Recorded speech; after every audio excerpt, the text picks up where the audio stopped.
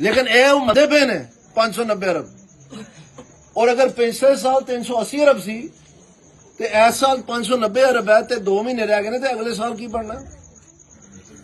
जे 590 नहीं इकट्ठे कर सके ते जे अगले साल खरब ते जानी है ते तां किथों इकट्ठा कर लेना? कहने का मतलब है कि इन्हां सारियां कोल इस चीज का कोई हल नहीं है। पहले भी जो पाकिस्तान ने अपना निजाम तब्दील करना सी, जो पाकिस्तान की पुलिस का निजाम तब्दील करना सी, जो पाकिस्तान की प्रोसिक्यूशन का निजाम तब्दील करना सी, पाकिस्तान का ऑडिट निजाम तब्दील, पाकिस्तान का बल्दियात का निजाम तब्दील करना सी, उदों भी इन्होंने चंद बने चुने सन, उन्हां विचों एक मैं सी। और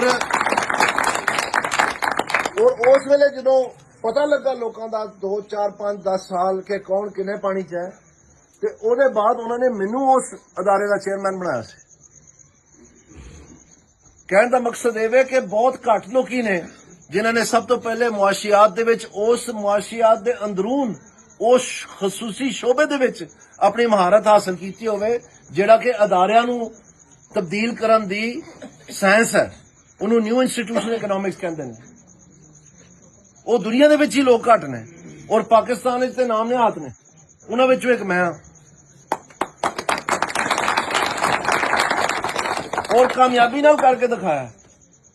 पाकिस्तान दे विच कोई नहीं सी बनदा कि जिहड़ा बरतानवी राज दा बनाया हुआ निजाम है इनू तब्दील भी किया जा सकता। अज भी उही निजाम जिहड़ा है पुलिस दा राज है, लेकिन वो इन्हां जमातां ने इंप्लीमेंट नहीं किया। इस वास्ते सानू यह सारा कुछ भुगतना पिया।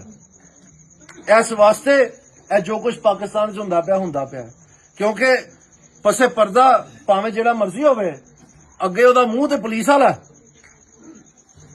ते जिहड़ा पुलिस ऑर्डर 2002 है उहदे विच हर जिले दे विच पब्लिक सेफ्टी कमीशन होनी सी और हर सूबे दे विच पब्लिक सेफ्टी कमीशन होनी सी।